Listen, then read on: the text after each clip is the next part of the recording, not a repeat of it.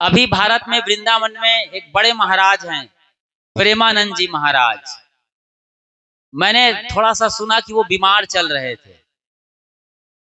उसकी फोटो भी आई थी कि वो हॉस्पिटल में भर्ती हैं। दिन रात वो राधे राधे राधे राधे का नाम जपते हैं। राधा रानी आई उनके बीमारी को ठीक करने के लिए। विचार करिए आप, बड़े संत हैं, इसमें कोई दो राय नहीं है, निर्मल संत है। कबीर जैसे भी वो क्रांतिकारी वाणी बोलते हैं, बहुत फटकारते हैं। जो धार्मिक लोग अंडा मछली खाते हैं और काम वासना में लगे रहते हैं, उन्हें बहुत फटकारते हैं। वो तुम लोग क्या ये मांसाहार कर रहे हो? बकरी मुर्गी अंडा को उबाल उबाल के खा रहे हो, विषय वासना में दिन रात पड़े हुए हो, कैसे तुम्हारी मुक्ति होगी? वो साफ साफ कहते हैं।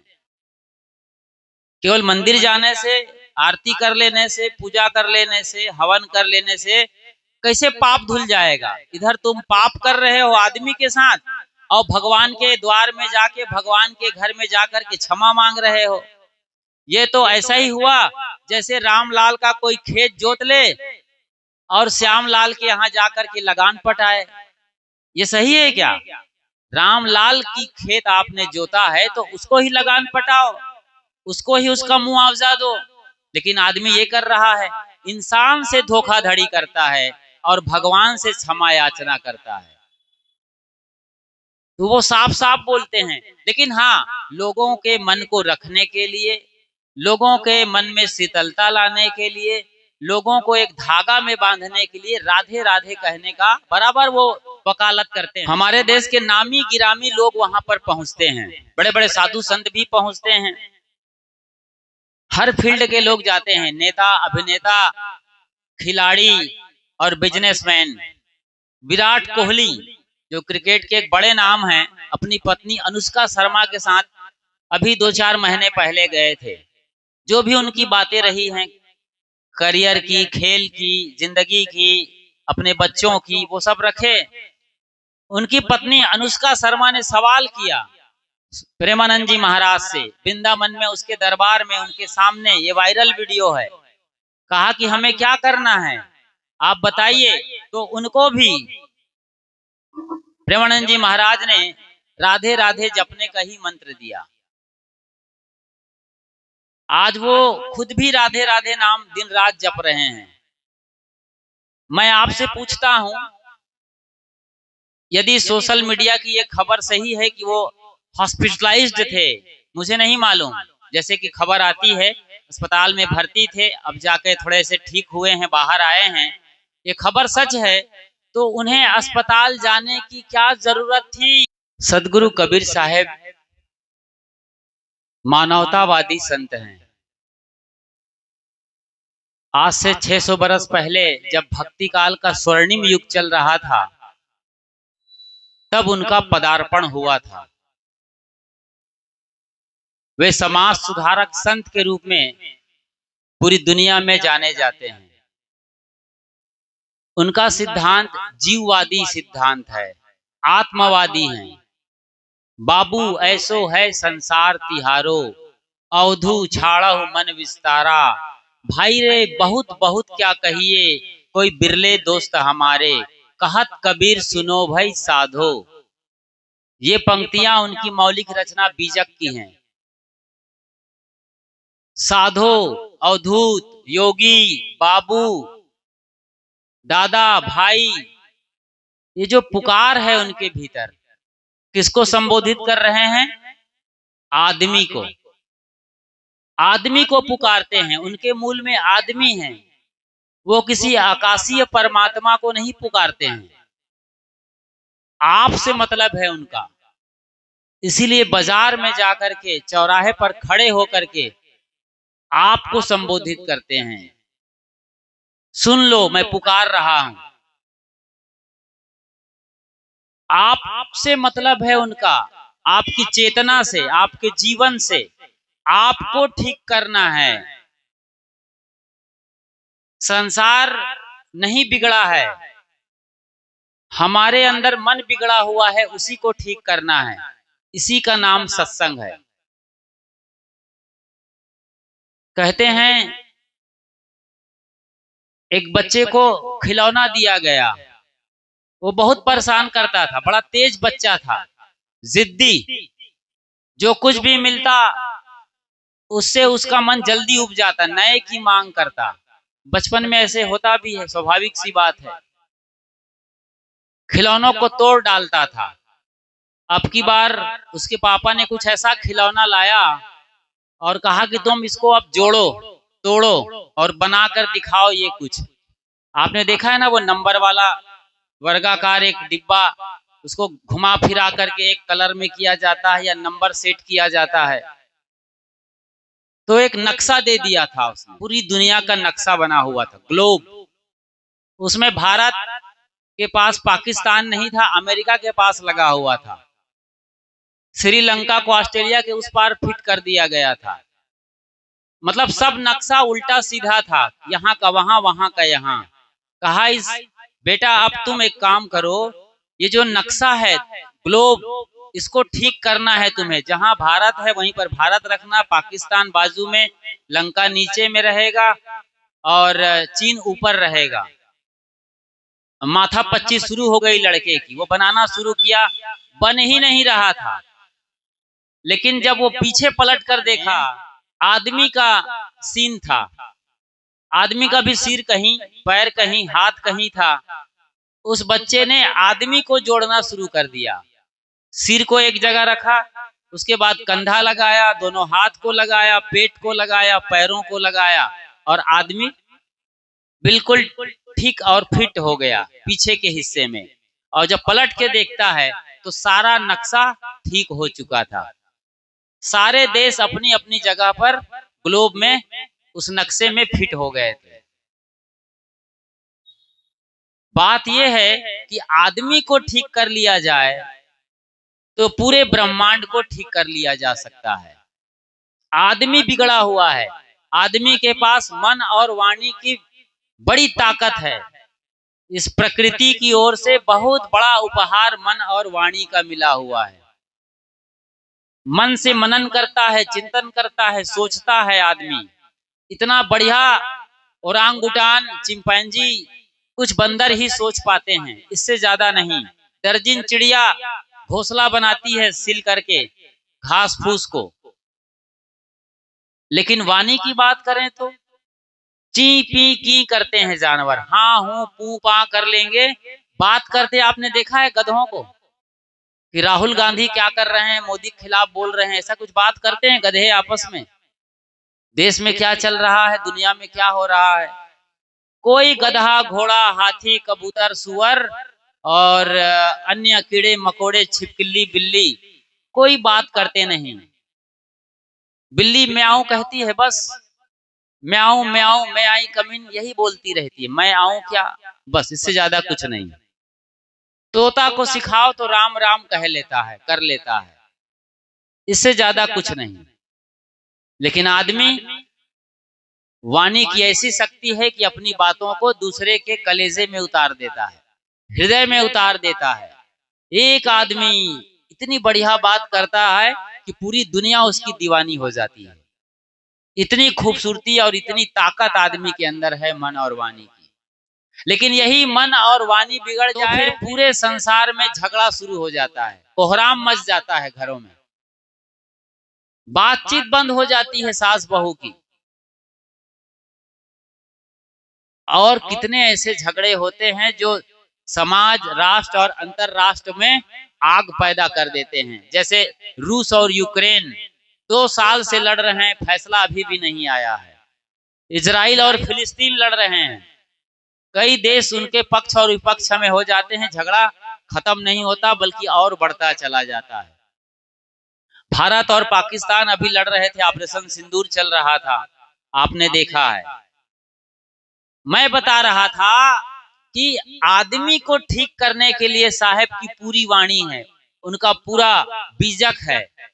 अन्य ग्रंथ उनके नाम पर और हैं, कबीर दोहावली, ग्रंथावली।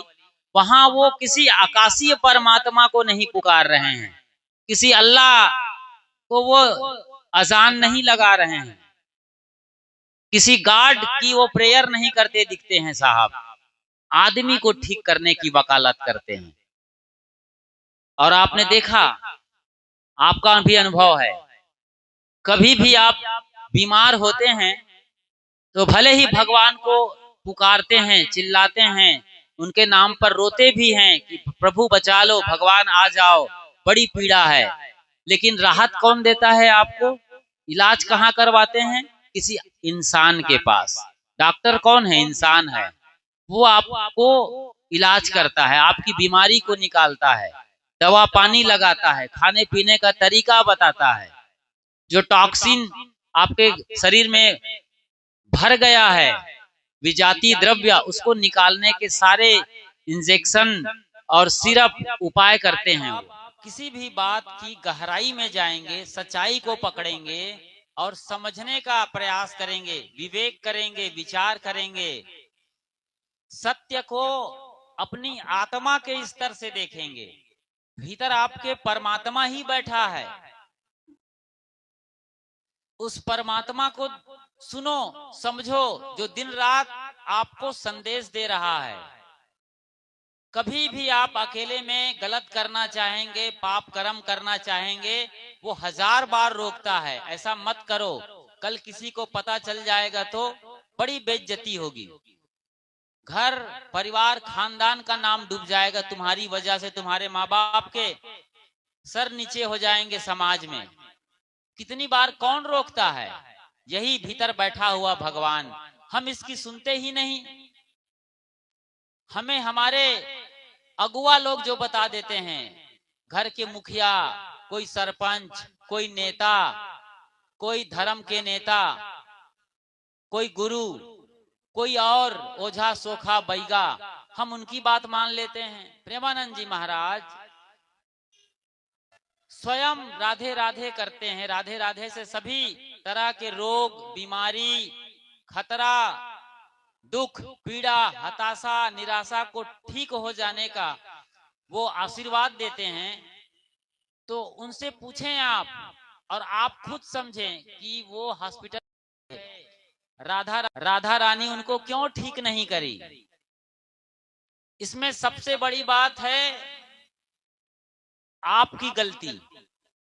आपने गलत खाया, आपने गलत पिया, आपने गलत सोचा, तो भगवान क्यों जिम्मेदार हैं? भगवान की बात समझ रहे हैं? भगवान क्यों जिम्मेदार हैं? हिंदुओं के ब्रह्मा, विष्णु और महेश क्यों जिम्मेदार होंगे? या पार्वती, दुर्गा, सरस्वती, लक्ष्मी, ये क्यों जिम्मेदार हैं? आपने अपनी सास को गाली दिया, उसके भोजन को सही नहीं बनाया, पड़ोसी के साथ झगड़ा, कोई चीज आपने चुरा ली है, तो ये सारे कर्म तो आपके पाप कर्म है, गलत किया आपने है। इसमें भगवान क्यों आपको बचाने आएगा? भगवान क्यों हस्तक्षेप करेगा? भगवान के जीवन दर्शन को आप पढ़ेंगे तो वो तो कहते हैं कि अच्छा बोलो, अच्छा खाओ, अच्छा पियो, अच्छा जियो। कहीं आपने पढ़ा है किसी कुरान में, पुराण में, बाइबिल में, महाभारत, रामायण, 6 शास्त्रों में कहीं नहीं लिखा है कि आदमी को बकरा, मुर्गी, मछली को मारकर खाना चाहिए। कैसे खाते हैं जी? किन पागलों ने आपको बरगलाया है और कैसे आप पागल हो गए हैं? भगवान ने ही जब बकरा, मुर्गी, मछली बनाया है, आप जैसा कहते हैं उसके मुताबिक, उन्हें पशुपतिनाथ कहा जाता है। काठमांडू में एक मंदिर है, वहां पर हमारा आश्रम भी है। तो मैं गया था, वहां बड़ा सा लिखा है पशुपतिनाथ मंदिर। पशु के पति हैं, उसके नाथ हैं, उसके स्वामी हैं, उनके जन्मदाता हैं। भोले शिव शंकर का मंदिर है। शंकर के वहां पर चिन्ह रखे हुए हैं, 12 ज्योतिर्लिंग में से वैसा ही वो भी है। और लोग सबसे ज्यादा, एक छोटी सी आबादी में, काठमांडू शहर की ही बात करूं तो उतनी बड़ी आबादी में, पूरे नेपाल की आबादी कुल 3 करोड़ के आसपास है। उतनी बड़ी संख्या हमारे दिल्ली में है, उससे भी ज्यादा दिल्ली की आबादी है। तो दिल्ली वाले नहीं खाते हैं, उससे हजारों गुना मांस नेपाल में खाया जाता है। और वो हिंदू राष्ट्र कहते हैं अपने आप को। नेपाल हिंदू राष्ट्र कहलाता है। गली मोहल्लों में बकरे मुर्गी सब आपके सामने काट के आपको दे देंगे। वहां के दुकानों में एक तरफ सुअर कटा हुआ रखा है उबाल करके, भैंसा भी कटा हुआ रखा है। ये मैंने अपनी आंखों से देखा है, अभी पिछले महीने की बात है। वो भी रास्ता चलते देख लिया। हम इस पर गहराई से सर्च करने जाते तो पता नहीं क्या क्या देखना पड़ता। इतने मांसाहारी देश है और अपने को हिंदू राष्ट्र कहते हैं, हिंदू कहते हैं। हिंदुओं के देवी देवताओं के वो पूजा करते हैं। कभी शंकर ने कहा है गाय के खाओ भैंसा को खाओ? कौन भगवान बोला है? पशुपतिनाथ हैं वो, क्यों मारने का संदेश देंगे? आप भगवान को तो मानते हैं लेकिन भगवान की नहीं मानते हैं। ये देश का दुर्भाग्य है। और जो धर्म के ठेकेदार हैं उनको जब ये बात बोली जाती है तो मिर्ची लगती है। काहे को मिर्ची लग रही भाई? तुमको एक मिर्ची का तीखापन सहा नहीं जा रहा है, सच्ची बात बर्दाश्त नहीं हो रही है। और बकरा को जब जिंदा निगल जाते हो, मुर्गा चबा के खा जाते हो, मछली का चटनी बना के चबा जाते हो, चाट जाते हो मछली को, अंडा को तवा पर सेंक करके चीला बना के खा जाते हो, आमलेट एग रोल खाने वाले लोग सोचो जरा कैसे खा जाते हैं। ये भगवान के बच्चे हैं। जब एक पत्ता तक बगैर भगवान के नहीं हिलता है तो आपकी छुरी, आपका गड़ासा, आपकी चाकू, आपका तलवार, ये कैसे बकरा मुर्गी घोड़े गधे सुअर गाय भैंसे पर चल जाते हैं? पूछो इन धर्म के ठेकेदारों को, सवाल करो आप। बलि के नाम पर ये सब जायज समझते हैं। अभी दुर्गा मैया की प्रतिस्थापना हुई थी, झूम झूम के गीत गाए और आखिरी दिन दुर्गा के नाम पर मुर्गा मारा गया। दुर्गा मुर्गा, ये कोई जोड़ी है इसकी? दुर्गा और मुर्गा की कोई जोड़ी बनती है? लेकिन नहीं, ये देश में हो रहा है।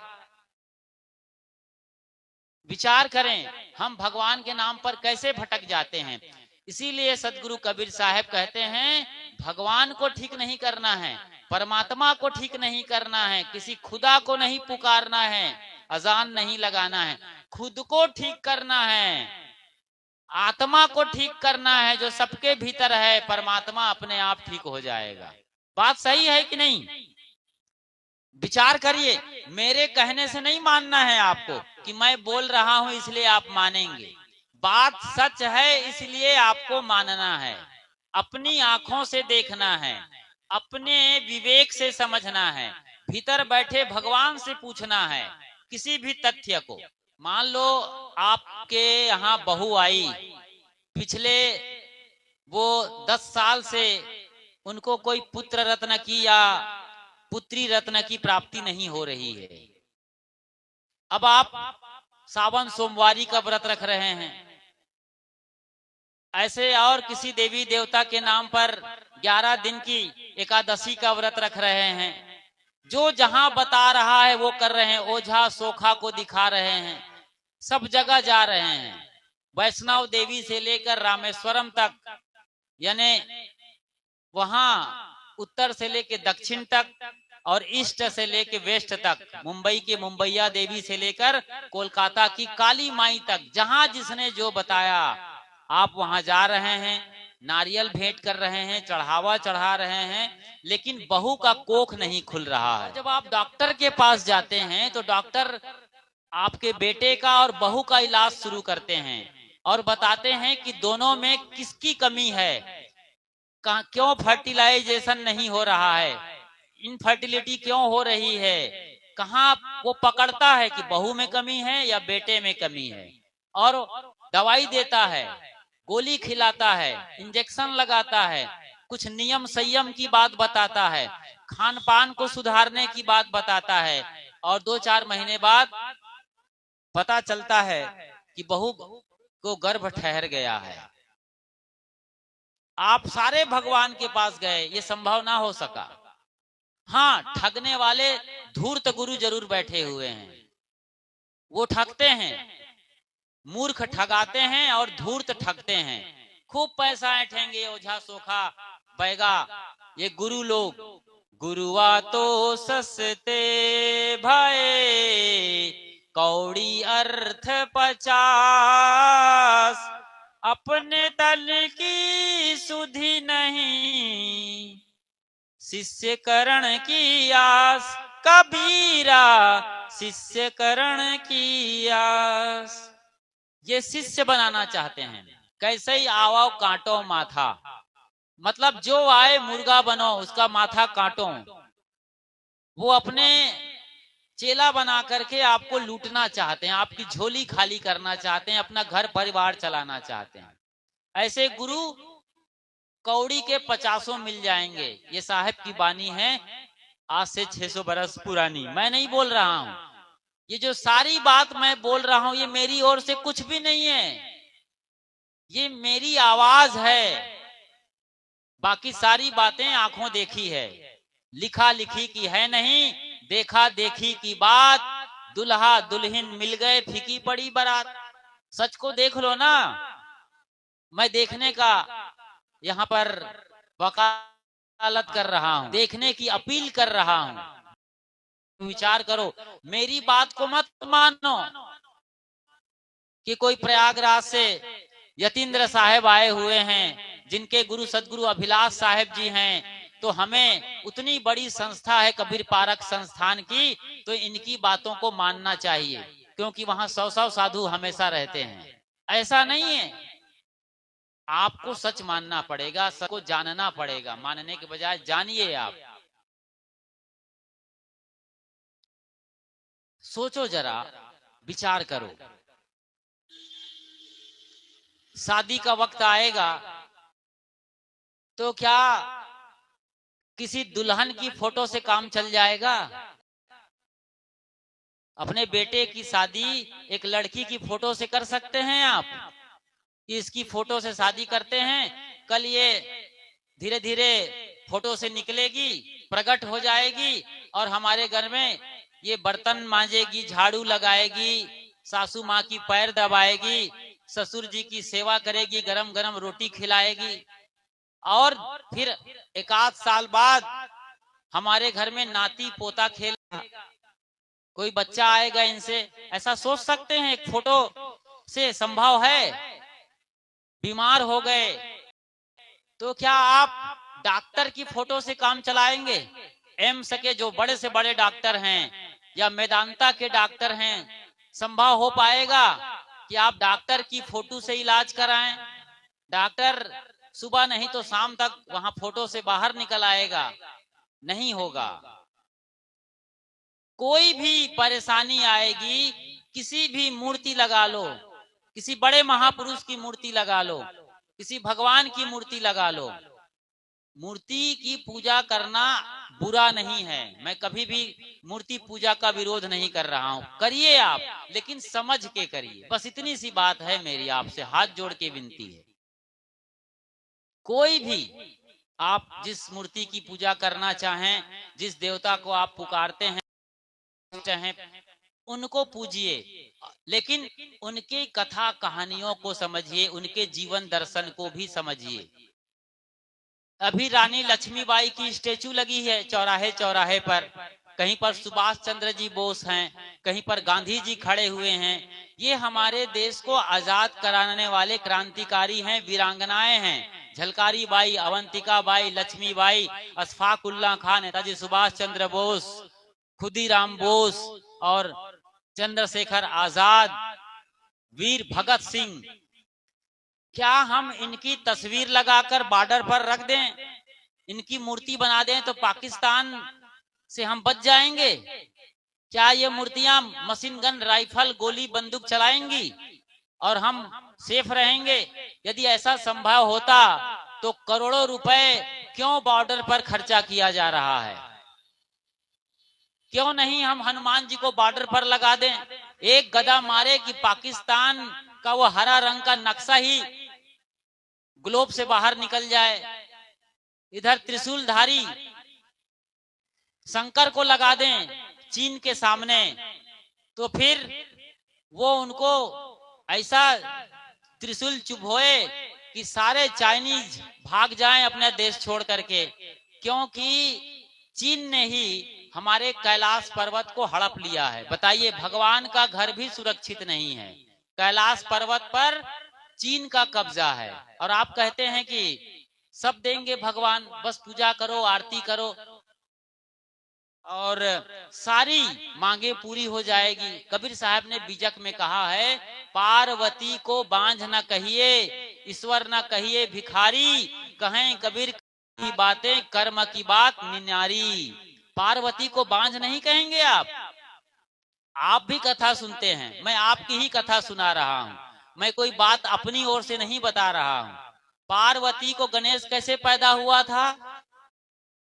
लगता था कि बचपन से नहाई नहीं है, आज पहली बार नहा रही थी। की कथा में आप जानते और समझते हैं, सबको मालूम है कि पार्वती नहा रही थी, जो मैल निकलता चला गया उससे गणेश बना दिया और कहा कि बेटा तुम रक्षा करो, प्राण प्रतिष्ठा कर दिया उन्होंने। अब उनके पिता आ रहे हैं, उनके पिता को ही पता नहीं है शंकर भोले को कि मेरा बेटा मेरे ही खिलाफ वहां पर खड़ा हुआ है। लड़ जाते हैं क्रोधित होकर के, आओ देखा ना ताओ, और गर्दन उड़ा देता है गणेश का, काट देता है। और भगवान सर्वसमर्थ हैं, तो जब पार्वती को पता चलता है खूब रोती है, मेरे बेटे को क्यों मारा। तो रोने पर वहीं पर गणेश का सिर पड़ा हुआ था, उठा करके जोड़ देता। वो तो आदमी का सिर था, गणेश अभी आदमी का बच्चा बनाया हुआ था, अपना बच्चा मतलब आदमी की शक्ल में था। क्यों किसी हाथी का सिर लाया गया? एक हथनी अपने बच्चे को दूध पिला रही थी, उस बाल रूप हाथी को लाया गया, उसका गर्दन के धड़ पर फिट कर दिया गया है। ये भी अजीबो गरीब घटना है भारत में। बाहर के लोग इस कहानी और घटना को देख सुन करके हंसते हैं, तरस खाते हैं हमारी कहानी और कथा पर। लेकिन मैं कथा और कहानी को गलत नहीं कह रहा हूं, जो भी है सच है। तो साहेब इसी संदर्भ को लेकर बीजक में कहते हैं, पार्वती को बांझ न कहिए, ईश्वर न कहिए भिखारी, जो भोले शंकर अपनी पत्नी के कोख नहीं खोल पाए, उनको आप एक लोटा जल चढ़ा करके, एक लोटा जल सभी समस्याओं का हल। ये आपके पंडित लोग कहते हैं, कथाकार लोग, बड़ी बड़ी सभाएं लगती हैं उनकी, लाखों की तादाद, और यही मंत्र बांटते हैं और जल ढारने को कहते हैं। जल ढारना अच्छा है, लेकिन जल ढारने के पीछे मकसद भूल गए आप। कैसे भूल गए जी? जैसे तुलसी माता हो गई आज आपके लिए, तुलसी चावरा हर घर में मिलेगा। तुलसी 5 पत्ते को सुबह सवेरे हर आदमी को खाना चाहिए, जो 10 साल की उम्र से ज्यादा का है। 5 पत्ते निगल जाओ पानी के साथ उठते ही, तो वात पित्त कफ सही रहेगा, कभी बीमार नहीं होंगे। इतनी बड़ी ताकत है, लेकिन हमने तुलसी चावरा बना करके पूजना शुरू कर दिया। तुम्हें माता चा तुम्हें पिता, जय माँ गंगे, तुलसी मैया की जय, तिलक चंदन सब लगा रहे हैं, लेकिन तुलसी का पत्ता कभी नहीं खाएंगे। अभी दुर्गा के साथ गेहूं का ज्वारे लगा हुआ था, 10 दिन तक पूजा किए, और आखिरी में वो ज्वारा उठा करके नदी में फेंक आए, तालाब में डबरा में फेंक के आए। जहां पानी नहीं मिला वहां यूं ही गड्ढे में डाल के चले आए। दुर्गा को भी लोग जहां तहां पटक देते हैं, लोग पानी नहीं है वहां, हमने देखी है ये दुर्दशा। इतनी पूजा, इतनी महिमा, लेकिन विसर्जन अत्यंत दुखद, अत्यंत अमानवीय दुष्कृत्य ये इस देश में होता है। तो दुर्गा के साथ वो गेहूं के ज्वारे फेंक आए चैत्र नवरात्रि में। अभी अभी की तो बात है, अभी भी कितनी गर्मी पड़ रही है, बाहर रोड पर आइए तो पता चलेगा। तो गर्मी में कितनों को चिकन पॉक्स होने लगा, गुजरे जमाने की बात है, 1000 साल पहले सोचो जरा। बीमारी आ रही है, फोड़े, फुंसी, हैजा, कालरा। तब इतने डॉक्टर नहीं थे, हॉस्पिटल नहीं थे, मेडिकल साइंस नहीं था। 10-10, 12-12 बच्चे पैदा करते थे एक परिवार में, एक दंपत्ति, कोई एक आध बचता था। इसीलिए गेहूं के ज्वारे पीने से शक्ति आती, ताकत आती थी, बीमारी दूर होती थी, चिकन पॉक्स चला जाता था, छोटी माता बड़ी माता, कितने रोग खत्म हो जाते थे। तो हमारे पुरखे चाहते थे कि हम लोग तो मर जाएंगे, लेकिन 100 साल बाद, 1000 साल बाद, 500 साल बाद ये ज्वारा का रस कोई पिएगा कि नहीं। तो उसको दुर्गा के साथ जोड़ दिया, शीतला मैया के साथ जोड़ दिया। लोग भूल गए, शीतला मैया की पूजा शुरू हो गई, दुर्गा की पूजा शुरू हो गई और गेहूं के ज्वारे को फेंक दिया जाता है। बाबा रामदेव जैसे लोग आज गेहूं के ज्वारे को फिर से पीने का मैसेज दे रहे हैं, बोतल में भर के पिला रहे हैं। ये तो हजारों साल की पुरानी परंपरा है। सावन के महीने में भी रोग बहुत होते हैं। हमारे गुरु भाई हैं, जैसे ही बारिश पड़ती है उनके शरीर पर फोड़े हो जाते हैं। वो अपने हाथों में हमको दिखाया है, मैंने देखा अपनी आंखों से, हर साल की कहानी है।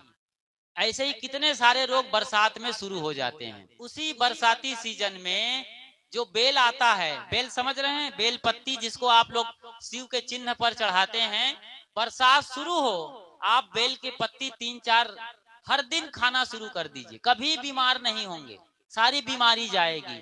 लेकिन आप तो उनको चढ़ाते हैं। अरे खुद को चढ़ाओ, शंकर भीतर बैठा हुआ है।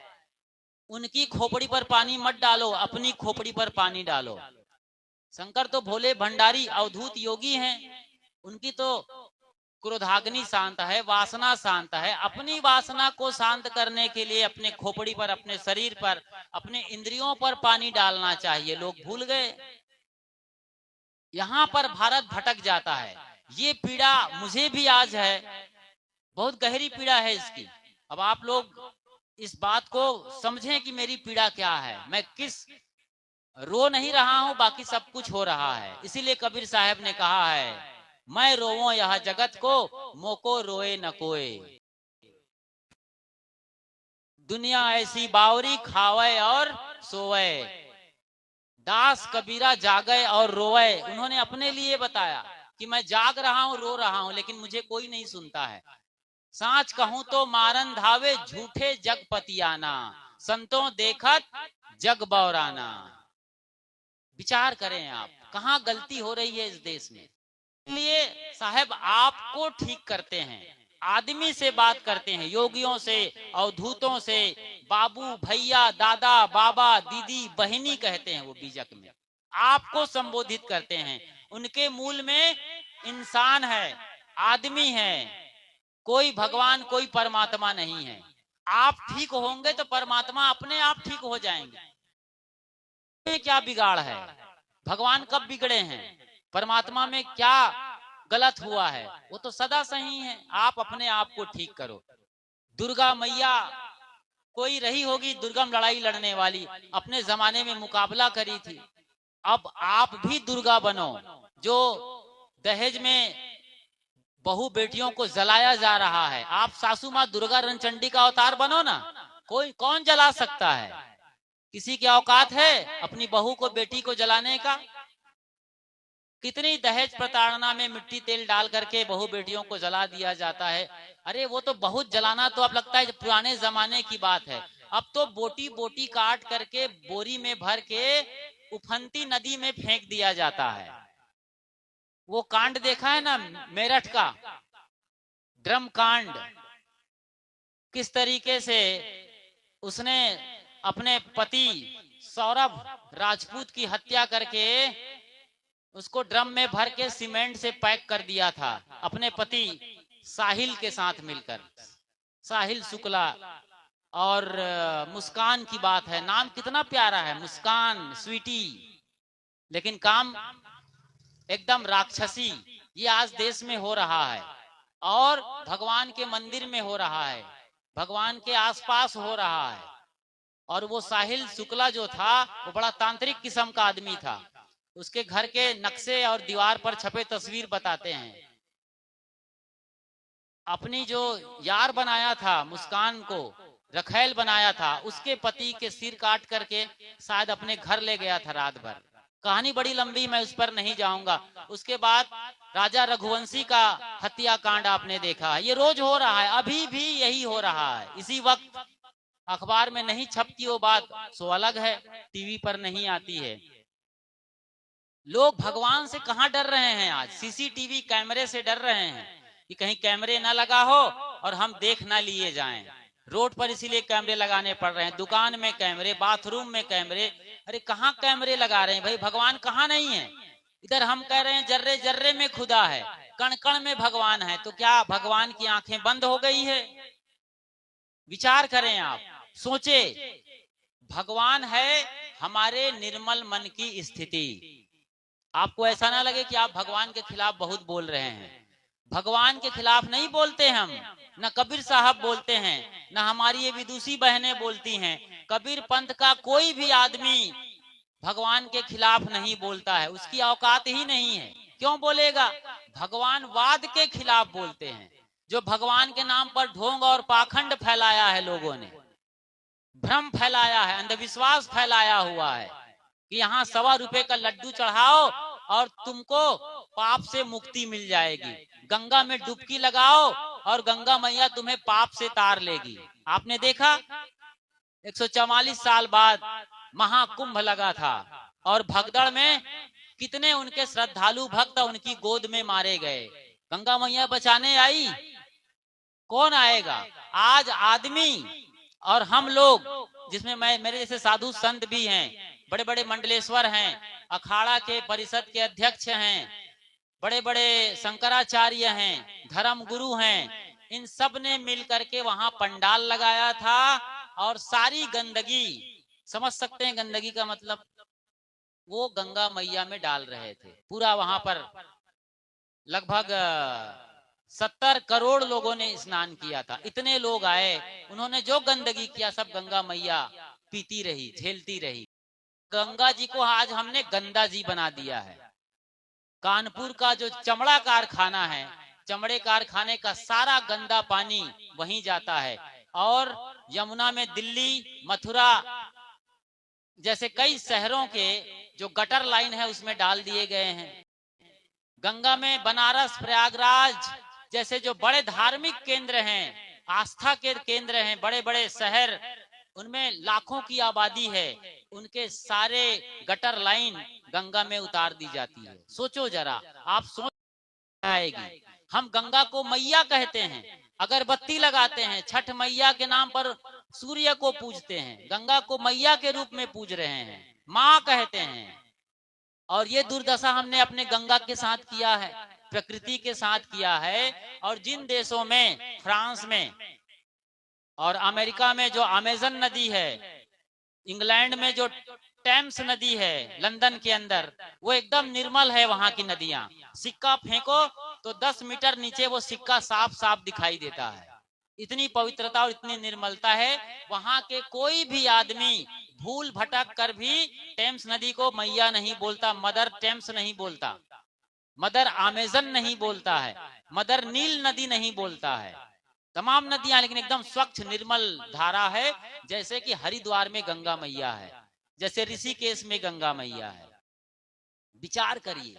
और हम लोग अपनी बात करिए, आप अपने गांव की बात बताइए, अपने से पूछिए। तालाब में आप लोग व्रत उपवास रहते हैं तो घर में जो कलश सजाते हैं, घर में जो देवी देवताओं के चित्र के सामने आप बैठते हैं और पीला चावल है, सुपारी, नारियल और जो और भी चंदन, रोली, जो भी आप पूजा करते हैं, हवन करने के बाद जो राख है उसको पोटली बांध करके कपड़े में आप तालाब में फेंक आते हैं, आसपास की नदियों में डालते हैं। अभी कुछ दिन पहले मैं एक बड़े शहर में था, घूमने निकला था, भोपाल याद आए तो मैं बताता हूँ शहर का नाम। वहां पर मैं था, उज्जैन की बात है, उज्जैन में मैं था, गंगापुर कॉलोनी में था, या गंगापुर या गंगा कॉलोनी में था मैं। वहां पर एक तालाब है, 16 तालाब या 16 सरोवर कहा जाता है। वहां पर 15 और सरोवर होंगे, वो 16वां सरोवर था। वहां पर मैं टहल रहा था तो दो बुजुर्ग आए जो चारों तरफ परिक्रमा पथ में घास उखाड़ रहे थे। और उसके पहले मैं तालाब किनारे, उस सरोवर के किनारे जाकर देखा था तो पूजा की पूरी सामग्री, अगरबत्ती, नारियल, वो चुनरी, सब वहां पर पानी में डाल दिए थे लोगों ने, हजारों की तादाद में। एक किनारे वो पानी का रेला जिधर हवा चली थी पूरा भरा हुआ था, सब सड़ रहा था, पानी खराब हो रहा था। इतना सुंदर जल प्रकृति का, इतना पीने लायक पानी होता था पहले। हम लोग अपने बचपन की याद करें, आप तालाब का पानी पीते थे, पोखर का पानी पीते थे। आज सारे गांव के तालाब, इधर पीछे भी तालाब है आपके गांव से लगा हुआ, पिएंगे वहां का पानी, लोग वहां डाल डाल करके पूरा कचरा कर देते हैं। कोई समझ नहीं है कि फोटो को वहां क्यों डाल दिया दुर्गा मैया के, वो सड़ेगा, कागज है, जिल्द है, पुट्ठा है, वो जल वो सड़ेगा, सारे सामान सड़ते हैं, पानी खराब होता है। नगर पालिका आता है ट्रक लेकर के, वो उठा के ले जाता है। और कितना समझाया, वहां पर लिखा है कचरा डालना मना है, बताओ कचरा बोला जा रहा है। भगवान की तस्वीर, पूजा सामग्री को कहते हैं वो कचरा, नगर पालिका वाले वो डाले जा रहे हैं, वो मना किए जा रहे हैं। ये वो देश है।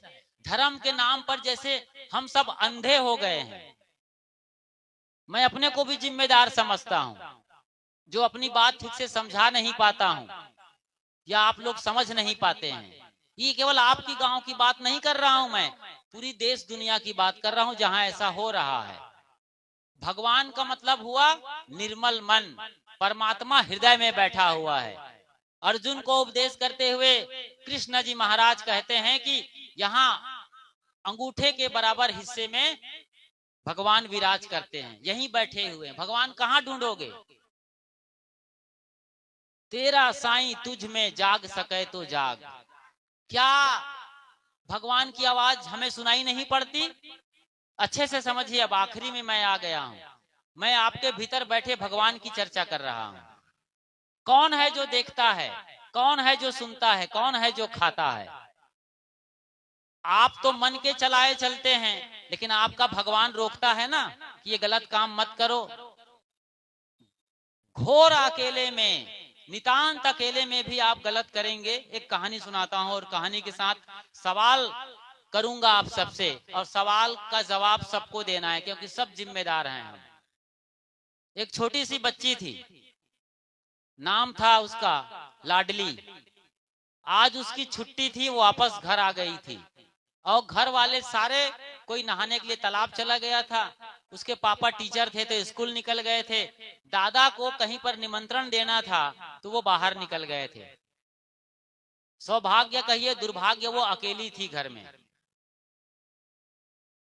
कोई रिश्तेदार आया मिठाई का लड्डू लेकर के, दर्जन भर का लड्डू, और दिया कि लाडली अगले हफ्ते रविवार को हमारे घर में उत्सव है, ये निमंत्रण कार्ड लो और ये लड्डू अपने दादा बाबा पापा को दे देना और बताना कि निमंत्रण मिला है हमें।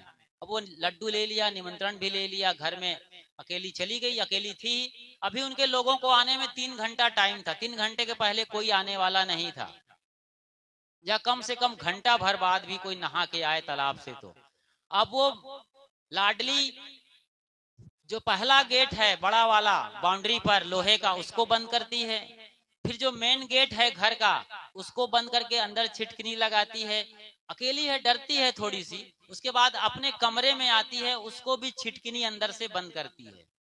घर में 6 लोग हैं, लड्डू मिले हैं 12।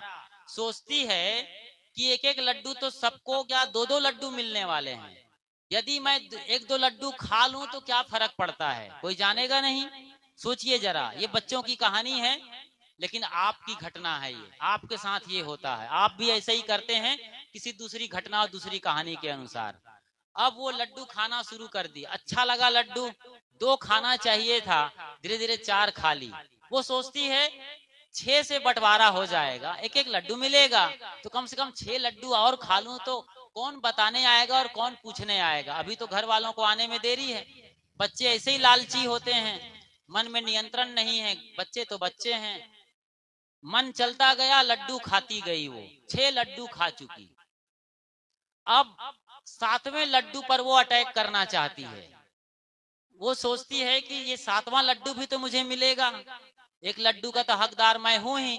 तो 7वें लड्डू को जब उठाती है, जैसे ही वैसे उठा करके मुंह के पास ले ही जा रही थी, अभी इसी बीच वो जो दरवाजा लगाई थी ना लकड़ी का, उस दरवाजे पर एक छिपकली कूद जाती है छत से। छिपकली जैसे कूदती है उसके दरवाजे में खड़खड़ाहट की आवाज आती है, हल्के से दरवाजा हिल जाती है। अभी भी छिटकिनी बंद है, संकल्प बंद है, दरवाजा किसी ने खोला नहीं है, बस जोर से आवाज आ गई छिपकली कूदने से, और छिपकली ऐसी कूदी कि मिठाई का पूरा डब्बा नीचे जमीन पर गिर गया। अब सारे लड्डू टूट फूट गए। अब आप में से कौन बताएगा हाथ उठाकर सबसे पहले, उसको इनाम दिया जाएगा 100 रुपए का, और एक नारियल भी मिलेगा। जो बताएगा सबसे पहले कि उस लड्डू के डिब्बे को किसने गिराया, कौन बता पाएगा? बताओ। छिपकली गिरा दिया। चलिए, इनका उत्तर 50% सही है, आधा सही है, अभी आधा उत्तर और देना है। सही से बताओ। छिपकली ने नहीं गिराया।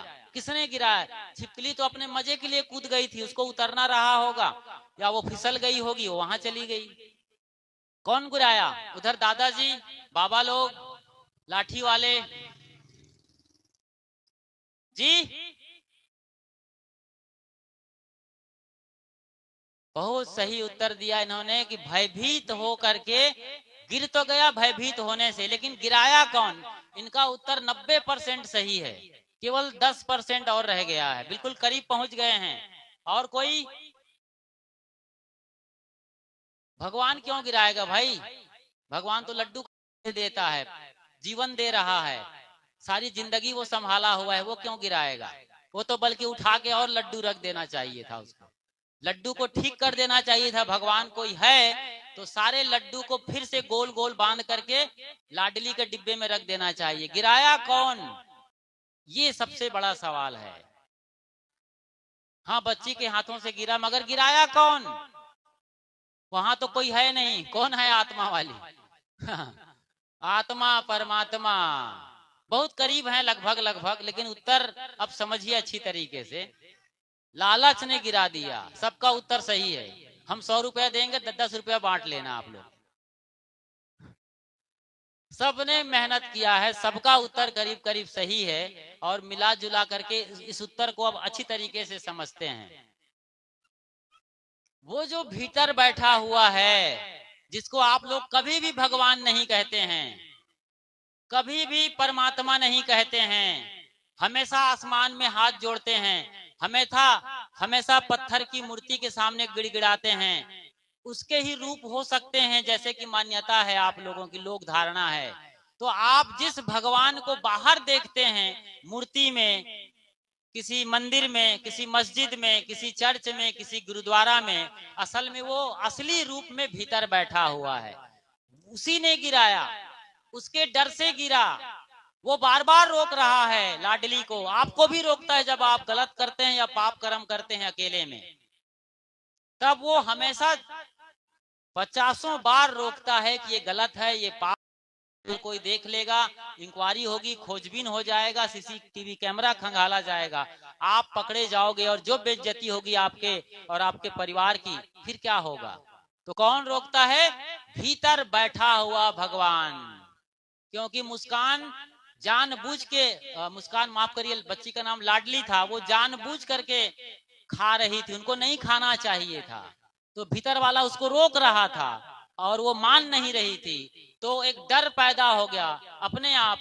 डर तो पैदा पहले से ही था कि मैं गलत कर रही हूँ, छिपकली एक बहाना हो गया, संयोग से छिपकली कूद गई और सारा लड्डू बिखर गया टूट फूट करके। सोचो ये हुआ क्यों? भगवान कभी बर्दाश्त नहीं करता। बस मैं यही इतनी देर से समझा रहा हूँ।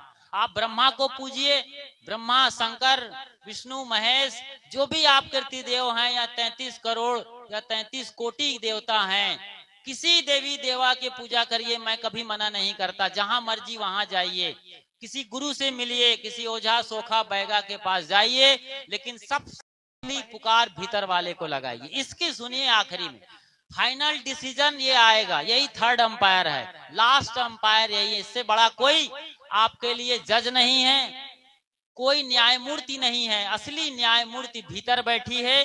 न्यायमूर्ति की शक्ल में ढेला माटी, गोबर, प्लास्टिक, लकड़ी, पत्थर, अष्ट धातु के, ये बाकी जो कार्बन कॉपी वाली मूर्तियां हैं वो मंदिरों में है। कहीं और किसी देवालय में हैं, कहीं और किसी पीठ पर बैठाए गए हैं। वो केवल एक प्रतीक हैं, एक उपाय हैं। जैसे प्लास्टिक या लकड़ी या धातु के डॉक्टर से आप इलाज नहीं करा सकते, ऐसे ही किसी कागज की फोटो की बहू नहीं बना सकते। किसी बढ़िया गुड़िया मिल रही है, आजकल तो सब चीज उपलब्ध है, डॉल मिलते हैं, हर तरह के डॉल हैं, बिल्कुल आदमी की शक्ल में रोबोट बन गए हैं। आपकी बहू से भी बढ़िया काम करने वाली रोबोट आ गई है, लेकिन उसे आप शादी नहीं करेंगे अपने बेटे की, मुझे मालूम है। तो आप इसी तरीके से समझें, भीतर भगवान को आप तिलांजलि देकर, इसकी बात को ना सुनकर आप बाहर की भगवान को कहां सुनेंगे, और कहां सुनता है कोई आदमी।